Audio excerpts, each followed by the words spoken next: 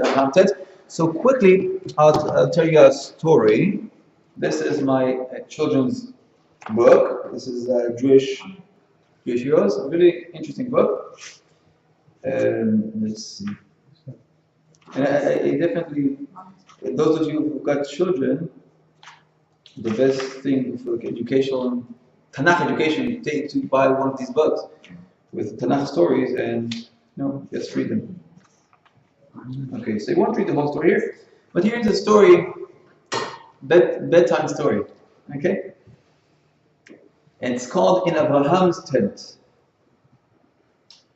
The doors of Avraham's tent were always open. Travelers, poor people from the cities, all who needed a friend were welcomed. Okay? Usually this story is being brought when you teach hospitality. Okay? Once an old white-haired man came to visit to his tent.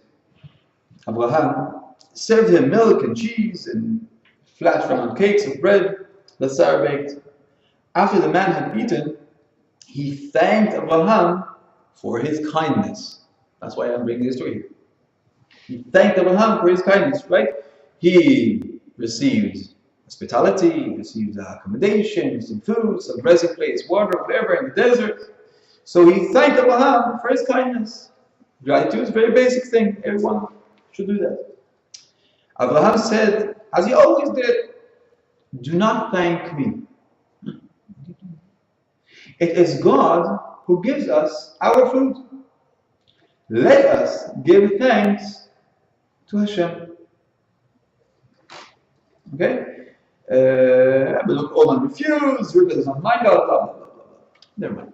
But it's interesting here. I think in this story, this is called a midrash. This midrashic story brought here, definitely in a very simple way, shows what we said. We give thanks. Why Avraham, he gave hospitality because he was a nice man. He saw this by itself as the value of Nasat Orchim, hospitality.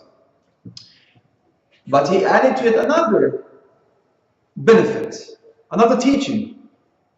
You ate, you say thank you. Okay, so you admit that you need to thank someone, and you're thanking me because I gave it to you. You should understand, it's not me. Nothing is from me. Hashem gave it to me, and I just passed it on to you. But it's not mine in the first place. You see? The understanding it, nothing can be taken for granted. Oh, but I worked very hard for this. 6 days I worked so hard in order to have this loaf of bread and piece of cheese.